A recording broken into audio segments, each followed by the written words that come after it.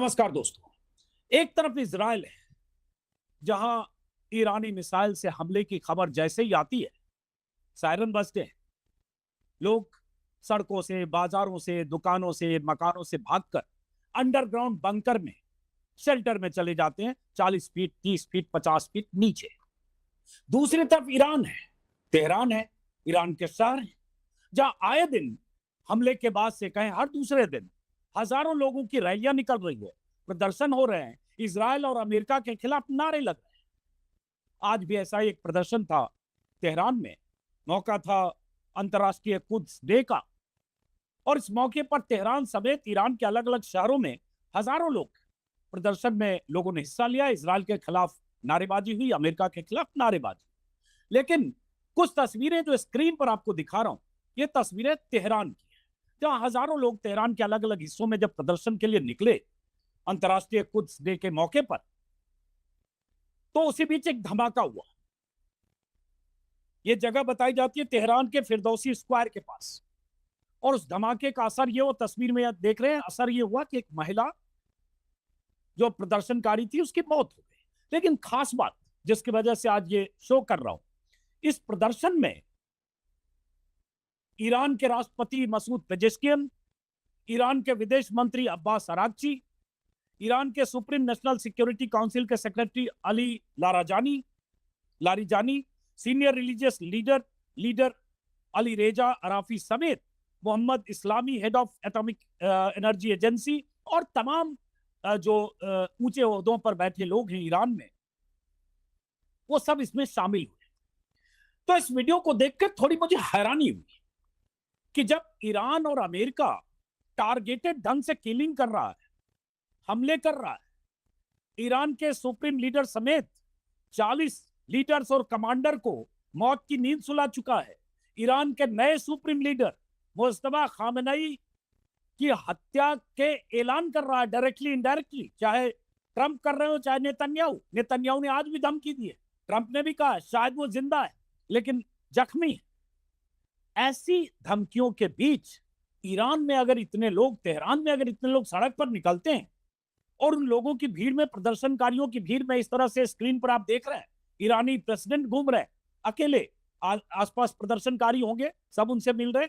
ऐसे आप देख रहे हैं विदेश मंत्री अरागची, जो लगातार सोशल मीडिया के जरिए ईरान का पक्ष रखते हैं, प्रदर्शन में उन्होंने हिस्सा लिया। और बहुत सारे लोग जिनका नाम मैंने लिया, उन लोगों ने हिस्सा लिया जो लगातार अमेरिका और इजराइल को उनकी धमकियों और चेतावनियों का जवाब दे रहे हैं, इस हद तक कि हम सरेंडर नहीं करेंगे, हम अमेरिका और इजराइल से आखिरी दम तक लड़ेंगे, इजराइल और अमेरिका को इस जंग में हार कर जंग से बाहर जाना पड़ेगा। इस तरह की धमकियां देने वाली लीडरशिप जो है ईरान की, वो इस प्रदर्शन में शामिल थी। तो समझना चाहेंगे कि क्या ईरान के नेताओं को, ईरान की जनता को बमों और बारूदों से डर नहीं लगता जब इजराइल में हर वक्त सायरन बजता है और लोग बंकर में चले जाते हैं। हमारे साथ एक खास मेहमान ईरान से, तेहरान से 80-90 किलोमीटर दूर है कौम, जो वहां का धार्मिक शहर है। नाम है सैयद आकिब जैदी, रहने वाले भारत के हैं, मुंबई और लखनऊ से इनका ताल्लुक है, लेकिन 18-19 सालों से ईरान में है, रिसर्चर हैं अल मुस्तफा यूनिवर्सिटी के। तो जानने की कोशिश करेंगे कि ये जो प्रदर्शन हुआ, इस प्रदर्शन में हजारों लोगों के साथ वहां की लीडरशिप शामिल हुई, तो इसके पीछे मंशा क्या थी और कैसे हमला हुआ, धमाका हुआ, और कौन लोग शामिल थे, समझेंगे। और सिलसिलेवार ये भी, जो मेरा बड़ा सवाल है कि क्या ईरान में डर, दहशत का वैसा माहौल नहीं है जब तबाही, बर्बादी, बमों के बरसने की इतनी खबरें आ रही है कि 5000 से ज्यादा ठिकाने पर टारगेट किया गया, 6000, 7000 बम गिराए गए, 1500 के आसपास लोग मारे गए। बावजूद इसके बहुत बहुत स्वागत है सैयद आकिब जैदी साहब। बिस्मिल्लाहिर्रहमानिर्रहीम। जी, बहुत बहुत शुक्रिया मुझे दावत देने का। आपकी खिदमत में और तमाम दर्शकों की खिदमत में आदाब और सलाम अर्ज है। जी, आपने बिल्कुल सही कहा। पहला सवाल सिर्फ यही कि इतनी तबाही और बर्बादी की तस्वीरें ईरान से आ रही है, हमले और बमबारी की तस्वीरें आ रही है, फाइटर जेट से बमों के दागने की तस्वीरें आ रही है, और बावजूद इसके ईरान में सड़क पर प्रेसिडेंट दिख रहे हैं, विदेश मंत्री दिख रहे हैं, सिक्योरिटी काउंसिल के सेक्रेटरी दिख रहे हैं, तो डर नहीं लगता? अजित जी, ये जो आश्चर्य और हैरानी आपको हो रही है और कई आपके दर्शकों को भी हो रही होगी, ये मुझ जैसे आदमी के लिए जो यहाँ जैसे आपने कहा कई साल से मैं ये रह रहा हूँ, मेरे लिए ज़र्रा बराबर ताज्जुब और आश्चर्य क्या बायस नहीं है। क्योंकि मैंने ये इतने सालों में कई बार देखा है कि जहाँ पर खतरा इस मुल्क को, इस सिस्टम को लाहिक होता है, जब भी किसी खतरे का सामना करते हैं, तो उस वक़्त उनका इरादा और मज़बूत हो जाता है। और जहाँ तक डर की बात है, आपके दर्शक अब इतने दिन में तो समझ गए हैं कि एक शिया सोसाइटी में जिसके अंदर वो करबला का तसव्वुर सबसे अहम उनका उनका उनका तसव्वुर है या उनका अहम सबसे आइडियोलॉजी का हिस्सा है, उसके अंदर जो शहादत का तसव्वुर है, वो इस डर और खौफ को मिटा देता है, बल्कि उनके अंदर एक अजीब शुजाअत पैदा करता है कि जाकर वो मुकाबला करे। तो ये कोई ताज्जुब की मेरी बात नहीं, जब आज मैंने भी शिरकत की कुंभ में, मैंने देखा कि बहुत ज़्यादा मजमा था। मैं यही एक्सपेक्ट कर रहा था कि पिछले बरसों बरसों से ज़्यादा इस बार मजमा आएगा, छोटे-छोटे बच्चों को लेकर आए, जबकि जानते थे कि हमला हो सकता है। हाँ, यहाँ पर हमला नहीं हुआ, कुंभ में हमला हुआ तो तेहरान में हुआ, तो मुझे ज़र्रा बराबर आश्चर्य नहीं है। एक फिगर जिसका ज़िक्र आपने नहीं किया, वो है judiciary, head of the judiciary. जी जी जी। लाख जी हाँ, लाखों का जो मजमा था वहाँ तेहरान में, उसमें चीफ जस्टिस साहब भी मौजूद थे। जो ये फिरदौसी स्क्वायर पर हमला हुआ, वो वहीं पर मौजूद थे जब ये हमला हुआ। उसका भी क्लिप आया है कि वो मीडिया को इंटरव्यू दे रहे थे सड़कों पर खड़े होके कि कुछ ही फासले पर ये मिसाइल गिरता है। वो इंटरव्यू ऐसा ही जारी रखते हैं। उनके जो सिक्योरिटी स्टाफ है वो उनसे रिक्वेस्ट करता है कि चलिए यहाँ से, तो उन्हें मना करते हैं और उसी तरह उस प्रदर्शन में उसी तरह चलते हुए आगे बाकी जनता के साथ। जहाँ मिसाइल गिरता है अजित जी, मिसाइल जहाँ गिरता है, आप वीडियोज़ देखें, बहुत सारे वीडियोज़ आए। प्रदर्शनकारी उस समत में भागते हैं, वहाँ से दूर नहीं भाग रहे हैं। जहाँ मिसाइल गिरा है उस तरफ भागते हुए जाते हैं।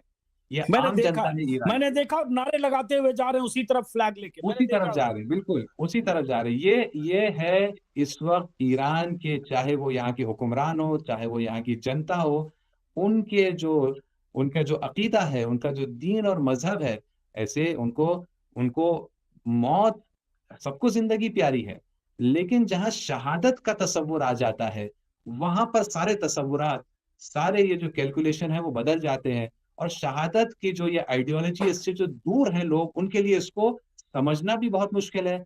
उनके अंदर इसके प्रति फिर एक आदर पैदा होता है और जो दुश्मन है, उनके अंदर इसके प्रति एक अजीब किस्म की घृणा और नफ़रत भी पैदा होती है। ये बताएं, आज जो ये अंतर्राष्ट्रीय कुद्स डे था, ये शायद ईरानी रिवॉल्यूशन के बाद से आयतुल्लाह खुमैनी के समय शुरू हुआ, जो फिलिस्तीन पर इजरायली हमले हैं, कब्जे हैं या इसराइल के खिलाफ, और हर साल होता है अक्सर। माह रमज़ान, रमज़ान का जो जुमतुल विदा है, ओके। जो ख़ास इबादतों का दिन है, उसमें ये एक इबादत को और इज़ाफ़ा कर दिया इमाम ख़ुमैनी ने, जैसे यहाँ पर इस्लामी क्रांति आई और कहा कि तमाम दूसरी इबादतों के साथ ये इबादत भी होनी चाहिए है कि फ़िलिस्तीन की आज़ादी के लिए रोज़े की हालत में भूखे-प्यासे मुसलमान आएँ सड़कों पर, नारे लगाएँ और ये ऐलान करें कि वो फ़िलिस्तीन को आज़ाद करके रहेंगे। तो ये जुमतुल विदा ही है, जिसका नाम होता है इंटरनेशनल कुद्स डे और ये दुनिया भर में ओके। मनाया जाता है। खुद भारत में भी अगर आप सर्च करें, आपकी टीम देखेगी तो आज के दिन कई जगह इसको मनाया गया। अजीत जी, तो इसके हाँ। इंटरनेशनल होने के पहलू पर एक दिलचस्प बात मैं कह दूं। एक इसका इंटरनेशनल रुख तो यह है कि दुनिया भर में मनाया जाता है, लेकिन मैं क्योंकि कुंभ में रहता हूं, कुंभ खुद एक इंटरनेशनल सिटी है, धार्मिक सिटी होने के साथ साथ ये एक एकेडमिक सिटी है। तो यहाँ पर दसियों हजार की तादाद में दुनिया भर से छात्र आते हैं यहाँ पर स्टडी करने के लिए। तो आज जो मैंने कुंभ की रैली में देखा, कुंभ जैसे छोटे शहर में भी मैं आपको बता दूं कई लाख का मजमा था, कई लाख का, यानी बगैर किसी मैं मुबालगे और एग्जैजरेशन के कह रहा हूं। तो यहाँ पर मैंने देखा कि इसमें जहाँ पर फिलिस्तीन के झंडे लहरा रहे थे, इस रैली में ईरान के झंडे थे, हिजबुल्लाह के झंडे थे, वगैरह वगैरह, मैंने देखा कि कई दूसरे देशों के भी झंडे यहाँ पर लहरा रहे थे। मैंने देखा कई सारे अफ्रीकन जो इसमें हिस्सा ले रहे थे, साउथ अमेरिका के जो आए हुए छात्र हैं वो भी इसमें हिस्सा ले रहे थे, अपने अपने देश का झंडा, अपने अपने देश के बोली बोलते हुए इसमें हिस्सा ले रहे थे। यानी एक इंटरनेशनल तस्वीर इस छोटे से कुम शहर में भी आज देखने को मिली। वजह उसकी कि कुद्स का, यानी जेरूसलम का, यानी फिलिस्तीन की आज़ादी का मुद्दा, ये एक पूरी के पूरी दुनिया का बड़ा इश्यू हो गया। उम्मत के लिए तो हमेशा से था, लेकिन अब पिछले 2 ढाई साल से पूरी दुनिया का सबसे बड़ा मुद्दा बन गया है। और क्योंकि ये रैलीज़ उसके लिए होती हैं, इसीलिए सब इसमें जुड़ जाते हैं। अब एक सवाल है, अब हम उस वापस आते हैं जहां से मैंने शुरू किया, क्योंकि एक क्यूरियोसिटी इंडिया में रहते हुए मुझे होती है कि अगर अमेरिका इस ढंग से टारगेटेड ढंग से किलिंग कर रहा है, कर चुका है, सुप्रीम लीडर जो थे उनको मारा, और अभी जो मौजूदा सुप्रीम लीडर नए नए बने हैं, उनके बेटे मुस्तफा खामेनेई वो भी टारगेट पर हैं, अमेरिका की तरफ से धमकी, नेतन्याहू ने आज भी कहा है उनके पास कोई लाइफ इंश्योरेंस का बीमा नहीं है, मतलब सीधी एक तरह से धमकी है। तो इन धमकियों के बाद ईरानी राष्ट्रपति जिस तरह से सड़क पर आज दिखे, या ईरानी विदेश मंत्री सड़क पर दिखे, या ईरान के और जैसा मैंने कहा सिक्योरिटी काउंसिल के सेक्रेटरी अली लारिजानी दिखे, और कुछ लोगों के नाम आपने भी कहा, तो क्या ये लोग ऐसे मौकों पर अक्सर आते हैं या आ जाए? जैसे अब ये ये हर प्रेसिडेंट है, मैं जी मैं हाँ, ये कल्पना नहीं कर सकता हूँ कि इस तरह से कोई प्रेसिडेंट सड़क पर, उनके आगे पीछे भी कोई सिक्योरिटी नहीं दिख रही, और सही है ना, ये है ना मसूद पेजिशकियान ही है ना, गलत तस्वीर तो हम नहीं दिखा रहे ना? नहीं, बिल्कुल सही है। ये हर साल इस रैली में, और ऐसी जो बड़ी रैलियां होती हैं ईरान में, हर साल रेगुलर तौर पर बड़ी रैलियां होती हैं। मिसाल के तौर पर 11 फरवरी को ये फिक्स डेट है, हर साल एक बहुत बड़ी रैली होती है। इनका वो स्वतंत्रता दिवस है एक तरह से, उस दिन बहुत बड़ी रैली थी, उसमें भी ये सब लोग आते हैं। यौम कुद्स की रैली वो रमजान के हिसाब से वो डेट बदलती रहती है, नहीं उसमें भी नहीं, हर साल सुनिए आते सुनिए, हैं। नहीं नहीं, विषय से भटक गए, मेरा सब्जेक्ट अभी ये होते होंगे। मैं कह रहा हूं इस तरह से जब अभी अटैक हुआ है, या जंग का आज 13वां 14वां दिन होने जा रहा है, ऐसी स्थिति में भी ये 13 दिन से निकलते रहे, या 13 दिन बाद आज इस तरह से सार्वजनिक तौर पर दिखे? यहाँ के लोकल मीडिया में रोज खबर आती है कि पिज़िशकियान साहब ने फला मिनिस्ट्री में गए, फला फैक्ट्री में गए। जाहिर सी बात है, सिक्योरिटी का ख्याल रखते हुए जा रहे हैं, यानी क्योंकि जंगी हालात हैं, अलग अलग जाकर जगह देखना कि कहाँ क्या डैमेज हुआ, कहाँ क्या जरूरत है, मीटिंग्स कर रहे हैं, और वो मीडिया में आ रही है। लेकिन हाँ, कुछ सिक्योरिटी का भी ख्याल रखा जा रहा है, क्योंकि टारगेट करने की कोशिश की जा रही है। आज जिस तरह से रैली में नजर आए ना, सड़क पर चलते हुए आम जनता के दरमियान, ये रोज का काम नहीं है। ये इस रैली की अहमियत की वजह से इस तरह से इस रैली में आए हैं। और ये याद रखिए, ये जंगी कार्रवाई का हिस्सा है। अजीत जी, ये देखिए, ये जंग एसिमेट्रिक वॉरफेयर है, यानी दोनों जो पक्ष हैं, दोनों बहुत ताकतवर हैं, लेकिन दोनों की अलग अलग ताकतें हैं। अगर इसराइल की और अमेरिका की ताकत इसमें पाई जाती है कि उसने बंकर बना दिए हैं, और एक ज़माने में सायरन बजते थे, अब तो सायरन वगैरह सब खत्म कर दिए ईरानी हमलों ने, लेकिन एक ज़माने में सायरन बजते थे और लोग चले जाते थे बंकर में। ये उनकी बड़ी कामयाबी थी कि उन्हीं ने ये बना दिया कि छुपने का उन्हीं ने एक व्यवस्था बना दी। ईरान की ताकत इसमें पाई जाती है कि उसने अपने पूरी की पूरी जनता की ऐसी तरबियत की है कि वो निडर है, ये उसकी ताकत है। वो अपनी ताकत के हिसाब से खेल रहे हैं, ये अपनी ताकत के हिसाब से खेल रहे हैं। तो या ईरान में इसी तरह छुपने की जगह है कि नहीं? भाई ईरान में भी इ बहुत सारे अंडरग्राउंड तहखाने होंगे, छिपने की जगह होगी, जैसे सुप्रीम लीडर के लिए कहा जाता है कि अयतुल्ला खामेनेई साहब भी बहुत अंडरग्राउंड, उनके भी सुरक्षित रहने या रखने की जगह थी। हालांकि जिस दिन उनकी किलिंग हुई वो ऐसी कोई जगह शायद नहीं थी, तो वहां भी ऐसा है कि नहीं? ईरान में आम जनता के लिए, आम जनता के लिए, आम लोगों के लिए कोई भी ऐसा बंकर का सिस्टम नहीं है। और जहाँ तक रही इमाम खामेनेई की शहादत की बात, तो ये बाद में ये स्पष्ट हुआ कि वो पूरी उम्र, पूरी ज़िंदगी अपनी, जब भी ये पोस्ट पर रहे, तकरीबन 37 साल, एक बार भी बंकर में नहीं गए। जिस दिन शहादत हुई उस दिन भी नहीं गए, उससे पहले भी नहीं गए। ये उनके दफ्तर की तरफ से ऑफिशियल बयान आ चुका है।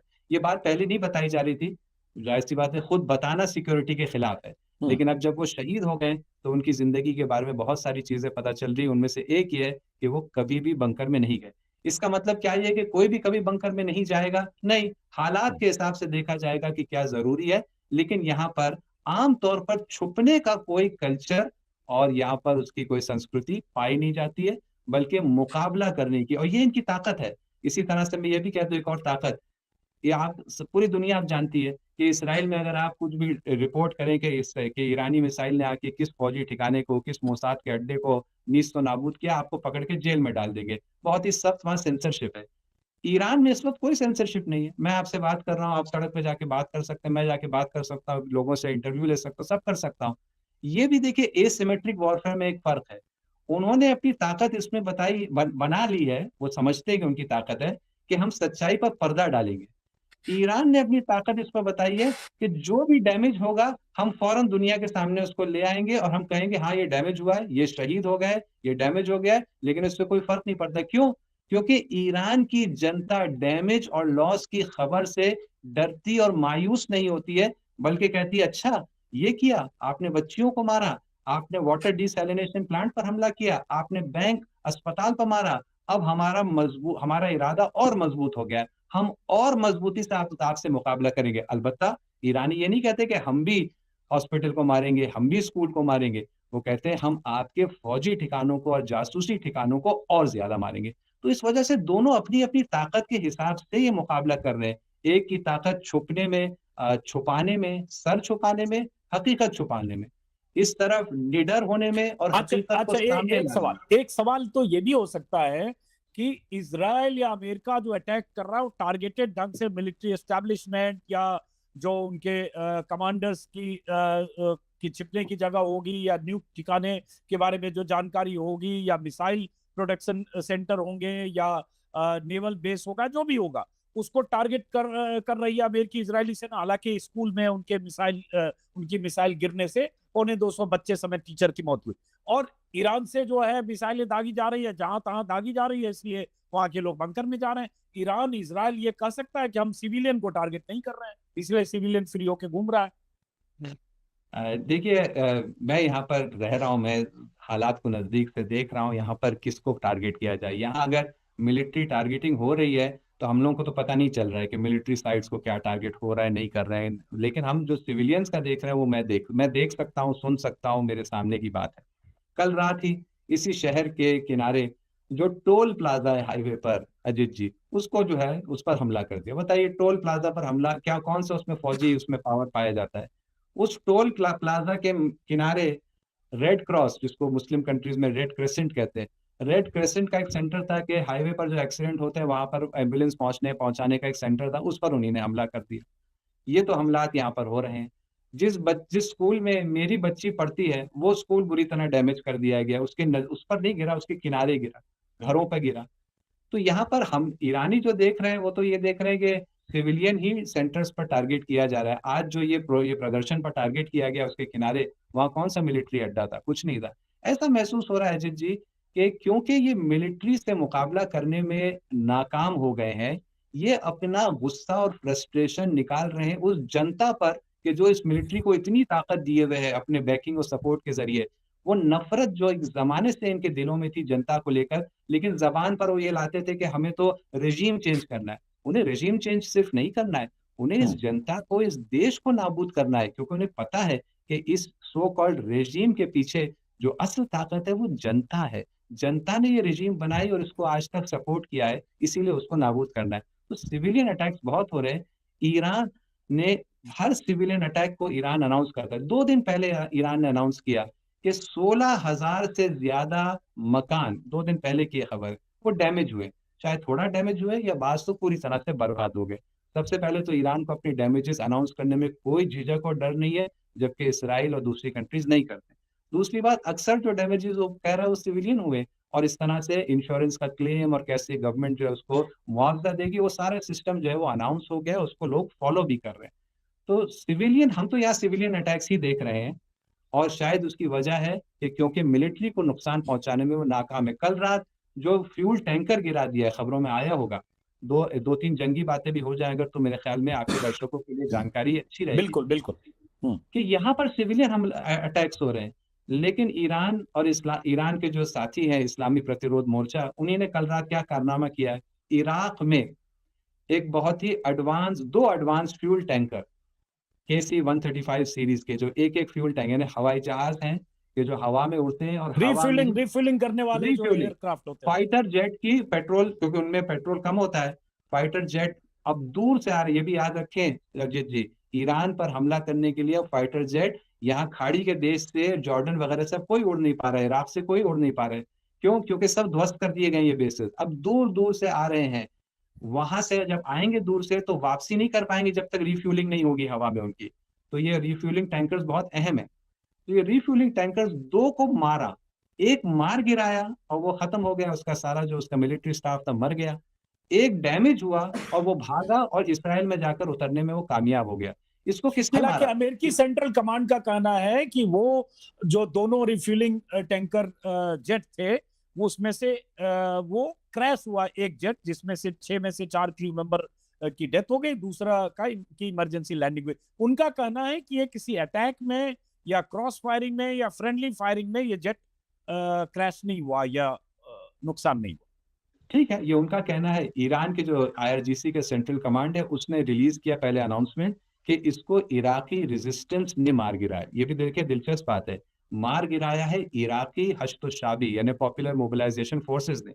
अनाउंसमेंट कौन कर रहा है? ईरान का आईआरजीसी कमांड, जो इस पूरे रीजन में जो इंटीग्रेशन पाया जाता है इस्लामी प्रतिरोध मोर्चा के विभिन्न भागों के दरमियान, हम्म, उसकी ये एक हम्म, एक उदाहरण भी इसके अंदर पाया जाता है। वो कह रहे हैं हम्म, ऐसा हुआ है, ठीक है, उन्हें कहने दीजिए, ये कह रहे हैं।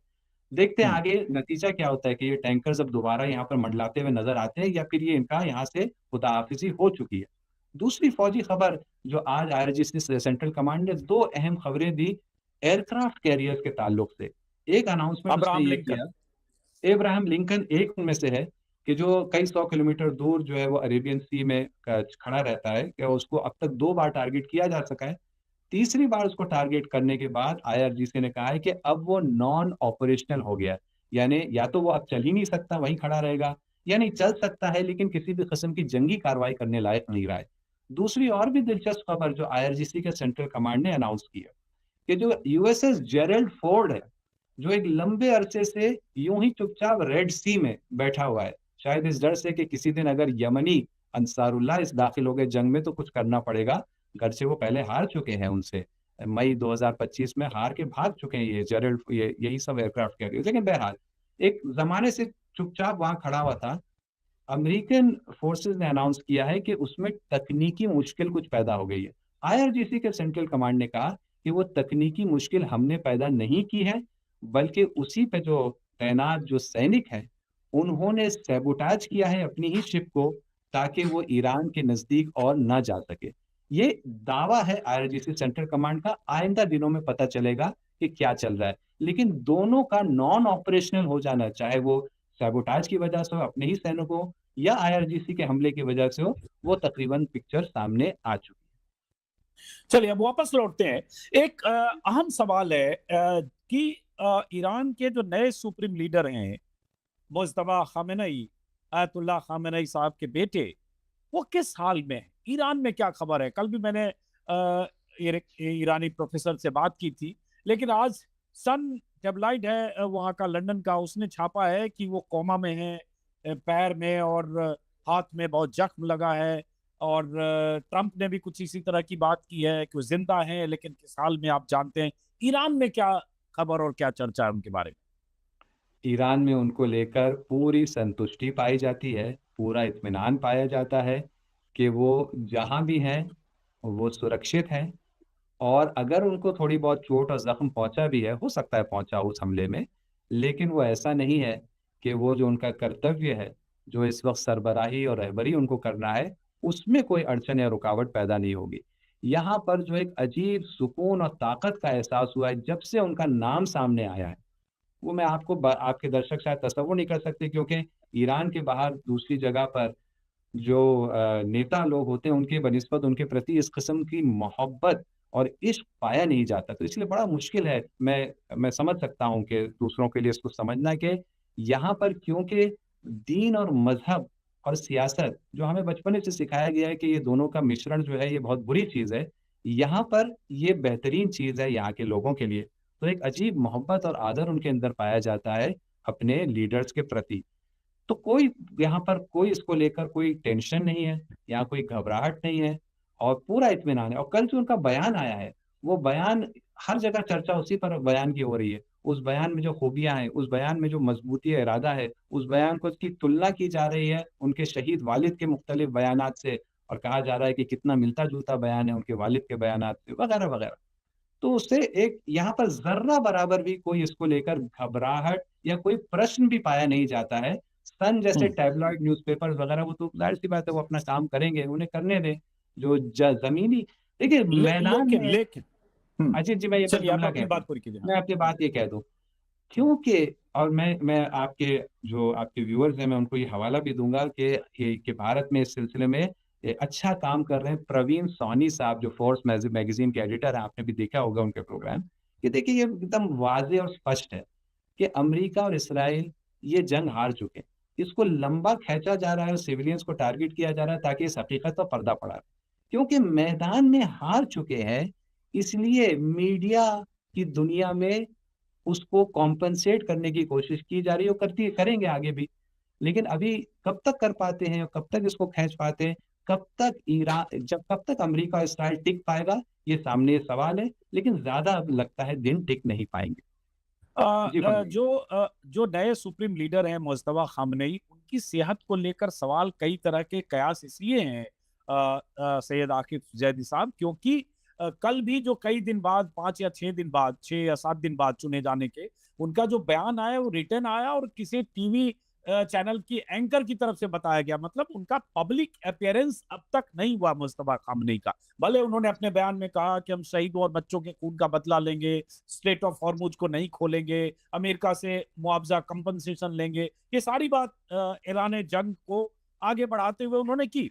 लेकिन उनका पब्लिक अपीयरेंस न होना ये सवाल खड़े करता है कि क्या बुरी तरह से जख्मी तो नहीं है? यकीनन सवाल तो ये लोगों के ज़हन में खड़े किए जा रहे हैं और इसपे कोई मसला नहीं है। मैं इसका कोई जवाब नहीं दे सकता क्योंकि मेरे पास कोई अंदर की कोई सिलसिले में कोई जानकारी या मालूमात नहीं है। मेरे सामने जो सूरत-ए-हाल है, मैं वो आपको बस बता सकता हूँ। वो ये है कि यहाँ की जनता इस चीज़ को लेकर बिल्कुल फ़िक्रमंद नहीं है। बिल्कुल फ़िक्रमंद नहीं है। क्यों? क्योंकि इस निज़ाम ने 47 साल में अपना लोहा मनवाया है, सिर्फ़ दुश्मन से मुकाबला करने को लेकर नहीं, बल्कि जनता के सामने सच्चाई और सदाकत से पेश आने में। पहले ये रहबर की शहादत हो गई, 24 घंटे के अंदर उसका ऐलान हो गया। जहाँ पर भी कोई शहीद हो रहा है, फ़ौरन बताया जा रहा है। कोई घर डैमेज हो रहा है, कोई हॉस्पिटल डैमेज हो रहा है, फ़ौरन बताया जा रहा है। तो यहाँ की जनता को, क्योंकि 47 साल इस्लामी क्रांति के बाद से उसको ये भरोसा हो गया है कि ये निज़ाम अपने बारे में झूठ नहीं बोलता, हमारे बारे में झूठ नहीं बोलता, इसलिए कोई भी यहाँ घबराहट जनता में इस सिलसिले में पाई ही नहीं जाती। बाहर चाहे जो भी कयास लगाए जाएँ, यहाँ की जनता पर उसका कोई असर नहीं। एक मैं उदाहरण दे दूँ, अभी जब 12 हाँ। रोज़ा जंग हुई थी, 12 रोज़ा जंग के दौरान भी शुरू में जो शहीद रहबर है वो नज़र आए और फिर आखिर में वो दोबारा आए। बीच में कई दिन वो नहीं आए, उस ज़माने में भी बहुत बातें हो रही थी, आपको याद होगा। या जंग खत्म होने के बाद कई दिन तक वो नज़र नहीं आए। उनके तरफ से जो अज़ादारी और मजलिस जो होता है उस ज़माने में, मुहर्रम फिर फ़ौरन जंग के बाद मुहर्रम शुरू हो गया था। तो उनकी तरफ से मजलिस का प्रोग्राम होता है और वो उसमें शिरकत किया करते थे।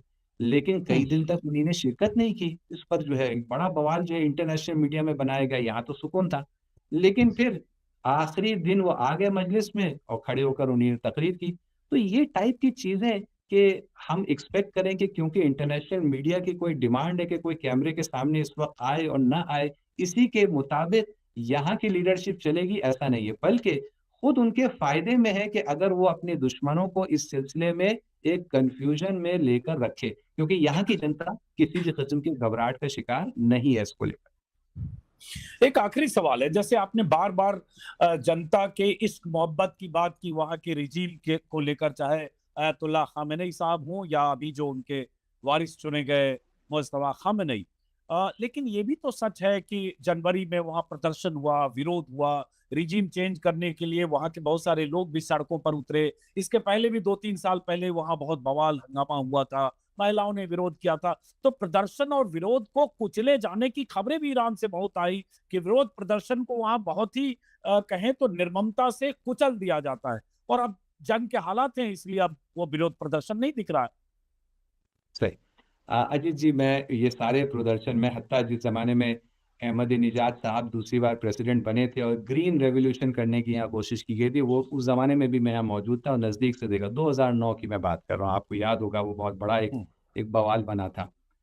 ये सारे जितने आपके और आपके दर्शकों के ज़हनों में ये सारे एपिसोड्स हैं कि यहाँ पर ये क्रांति जैसा माहौल हुआ, फिर उसको क्रश कर दिया गया, मैसेकर हुआ, ये हुआ, ये मैं आपको बताना चाहता हूँ और मतलब ये आज का टॉपिक नहीं है, आजकल अब दुनिया बहुत नहीं, आगे नहीं, बढ़ बस गई एक है। सवाल मैं चाहता हूँ, हाँ, हाँ, बस समझने की। एक मैं बहुत ही मैं कह दूँ कि अभी जब ये जीत पूरी हो जाएगी और फिर ये जो प्रोपेगेंडा की दीवार बनी हुई है, ऊँची दीवार ईरान को लेकर, जब ये टूटेगी उसके बाद, तब आपके दर्शक ये देखेंगे कि वो तमाम वो एपिसोड, चाहे वो हिजाब को लेकर हो, चाहे वो अहमदी-निजाद के इलेक्शन को लेकर हो, चाहे अभी जनवरी के महीने में जो पेश किया गया है, इसकी हकीकत क्या थी वो आपके सामने आएगी।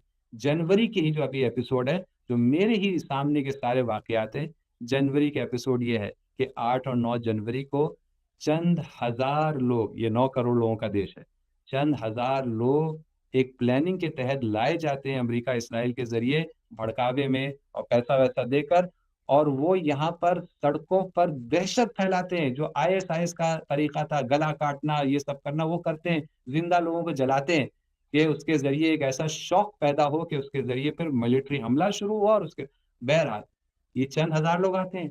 12 जनवरी को जनता सड़कों पे आती है, कि वो मीडिया में कवर नहीं हुआ, लेकिन वो हम लोगों ने चश्मदीद गवाह है।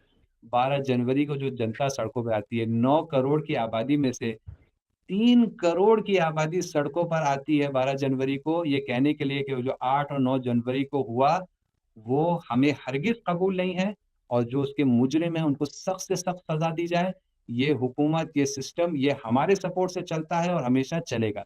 ये थी वो जनता जो सड़कों पर आई, वो और ये मीडिया में नहीं आ सका, अब आएगा। इस जीत के बाद ये सब बातें सामने आएँगी। 8 और 9 जनवरी को एजेंट सामने आए थे, जनता सामने नहीं आई थी। लेकिन ख़ैर ये अभी का विषय नहीं है। अभी तो जो जीत हो चुकी है, पर्दा उस पर से उठना बाकी है जिस जीत। नहीं, आप चंद कह रहे दिन जीत में हो चुकी है ईरान की, ट्रंप रोज कह रहे जीत हो चुकी है, अमेरिका की बस सिर्फ जंग खत्म होने का ऐलान बाकी है। जी, ज़ाहिर-सी बात है, लेकिन अब वो वक़्त ही बताएगा कि कौन इसमें सही है। वो फ़र्द जो अब तक कह चुका है कि मैं पैनामा कनाल को अपने कब्ज़े में ले लूँगा, ग्रीनलैंड को अपने कब्ज़े में ले लूँगा, गज़्ज़ा पर मेरी प्राइवेट प्रॉपर्टी हो जाएगी, और ईरान ने ये मान ली है शर्त, ईरान वो सच बोल रहा है, या वो लोग सच बोल रहे हैं जिनके बैकग्राउंड में और जिनके ट्रैक रिकॉर्ड में झूठ बोलने का कोई रिकॉर्ड नहीं मिलता।